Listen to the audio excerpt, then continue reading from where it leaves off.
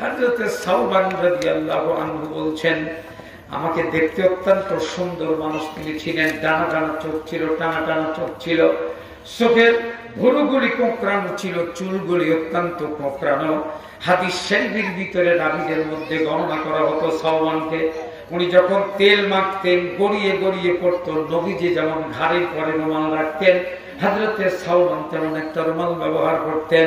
নবীজির খেদমতে যখন আসতেন, আল্লাহর নবী তাকে বুকের ভিতরে জড়িয়ে ধরতেন, কপালের ভিতরে চুমা দিতেন, চুলের ভিতরে কোন ময়লা থাকতেন নিজের পাগড়ি দিয়ে মুছে দিতেন। নবীজি এত ভালোবাসতেন সাওবানকে।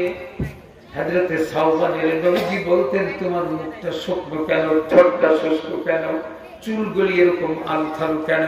হযরতে সাওবান বলেন, ইয়া রাসূলুল্লাহ, আমি আম্মি জানকে বলেছিলাম, আম্মি জান আমার জন্য কিছু খাদ্য দিতে পারো। আম্মি জান বললেন, বাবা আজকে 5 দিন 5টা রাত্রি পর্যন্ত আমার বাড়িতে চুলো জ্বলে না, আমার বাড়িতে কোনো চুলো জ্বলে না, আমি তোমাকে কেমনে খাদ্য দিতে পারি? মায়ের আসল ছেড়েছি, আর পরে আপনার দরবারে এসেছি। ইয়া রাসূলুল্লাহ, ইয়া হাবিবাল্লাহ। আল্লাহর নবী বলেন, সাওবান রে, এতক্ষণ পর্যন্ত তুমি আমার চেহারার দিকে তাকিয়ে আছো, আমার চেহারার দিকে তুমি তাকিয়ে, আমার চেহারার দিকে তাকিয়ে তুমি কি খোদা অনুভব করো? হযরতে সাওবান বলছেন, ইয়া রাসূলুল্লাহ, আপনার দরবারে আপনার চেহারা দেখলে পেটের খোদা আর থাকে না। ইন্নী রাসূলুল্লাহি ইলাইকুম জামিআ। আল্লাহু আকবার। রব্বুল আলামিন বলেন, तमाम পৃথিবীর জন্য তোমাকে নবী করে পাঠিয়েছি। এই সূর্যটা যেখান থেকে উঠে আর যেখানে গিয়ে ডুবে যায়, এই চতুর্দিকে যত বিশ্ব, গোটা বিশ্বের জন্য তোমাকে আমি নবী করেছি। মা, সবাই বলেন, মা আরসালনাকা ইল্লা রাহমাতাল লিল আলামিন।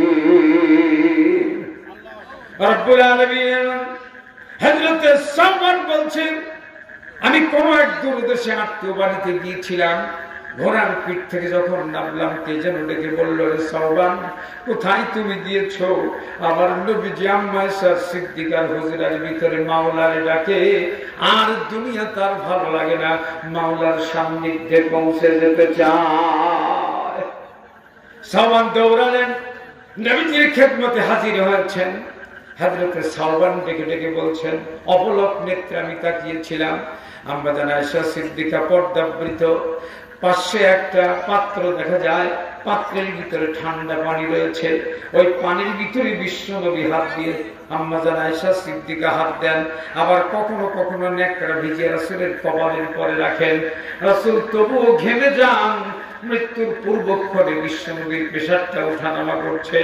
আম্মা আয়েশা সিদ্দিকাকে দেখে দিয়ে বলছেন, ইয়া রাসূলুল্লাহ, ইয়া হাবিবাল্লাহ, আমার প্রাণের স্বামী রে, আজকে বুলবুলির কণ্ঠে কোনো গান নাই, ফুল বাগানে বুঝি কোনো দোল খাচ্ছে না, গাছের পাতাগুলি যেন নড়াচড়া করছে না, লিকলিকে টিকটিকে সমস্ত পাখিগুলি যেন তারা আজকে জোট বেঁধেছে, ওরা আজকে গান গাবে না, নবীজি আজকে বুঝি দুনিয়ার থেকে চলে যায়। উটগুলি জমিনে মুখ লাগায় না, জঙ্গলের যত জীবজন্তু জানোয়ার তারাও যেন আজকে ধুকে ধুকে কাঁদছে। নবীজি কেন বলছেন, ও আমার পরম বন্ধু, আমি তোমার সান্নিধ্যে যেতে চাই। ইয়া রাসূলুল্লাহ, ইয়া হাবিবাল্লাহ। আম্মা জানা আয়েশা সিদ্দিকা বলছেন, বধূরূপে বাড়িতে এসে যে ছায়ার তলদেশে দীর্ঘদিন পর্যন্ত তুমি আমাকে আগলে রেখেছিলে, সেই আগলানো ছায়াটা বুঝি আজকে আমার উপর থেকে বিদায় হয়ে যায়। যাও পথিকরে, চেয়ে দেখো ভাই, অনত নয়নে চেয়েছে কিন্তু ফুলের সুগন্ধি নাই। মুমিন হযরত সাওবান দুই চোখের পানি ছেড়ে দিলেন, দাঁড় দাঁড় করে ঝরছে। নবীজির খেদমতে কি বললেন তিনি বুঝে উঠতে পারছেন না। নবীজির খেদমতে গিয়া বিশ্ব নবীকে ডেকে ডেকে বলছেন, ইয়া রাসূলুল্লাহ আন্না আখিরা কালামিন ফারাকাতু। হযরত সাওবান বলেন, বিশ্ব নবী আমার সঙ্গে জীবনের শেষ কথা বলেছেন, এরপরে কারোর সঙ্গে কথা বলেন নাই। একটা কিতাবের মধ্যে মাওলানা মরহুম আবুল কালাম আজাদ লিখেছে, সাওবানের পরে হযরত রাসূলুল্লাহ সাল্লাল্লাহু আলাইহি ওয়াসাল্লাম হযরত ওমরকে বললেন, ওমর রে, কিছু কাগজ আর কলম নিয়ে এসো, আমি কিছু কথা তোমাদের লিখে দিতে চাই। হযরত ওমর বললেন, আবু বকর রে, ওমর, ওসমান, আলী, তোমরা শোনো, নবীজি হয়তো মৃত্যুর যন্ত্রণার কারণে এই রকম কথা বলছে, এই মুহূর্তে তাকে কোনো কাগজ কলম দেওয়া যাবে না। দুই রকমের মতামত আছে, সিরাত গ্রন্থকারীরা ভিন্ন ভাবে কথাটা লিখেছে। রাসূলুল্লাহ সাল্লাল্লাহু আলাইহি ওয়াসাল্লাম হযরত সাওবানের দিকে দৃষ্টি দিলেন, সাওবানের কলিজাটা যেন কেটে কেটে টুকরো টুকরো হয়ে যাচ্ছে। হযরত সাওবান বলেন, ইয়া রাসূলুল্লাহ, ইয়া হাবিবাল্লাহ, আমি বলতো আইগুলো আমাদের আহাব্বু ইলাহুল্লাহ, আল্লাহ রাব্বুল আলামিন কোন আমলটাকে বেশি পছন্দ করেন? আল্লাহ রাব্বুল আলামিন কোন আমলটাকে বেশি পছন্দ করেন? আপনি কি জীবনের শেষ মুহূর্তে বলে যাবেন না, ওয়ালা আনতামুতা ওয়া লিসানুকা রাতবুম মিন যিকরিল্লাহ? আল্লাহর নবী ঠোঁটটা একটু হালকা হলো, চেহারাটা বুঝি একটু উজ্জ্বল হয়ে গেল।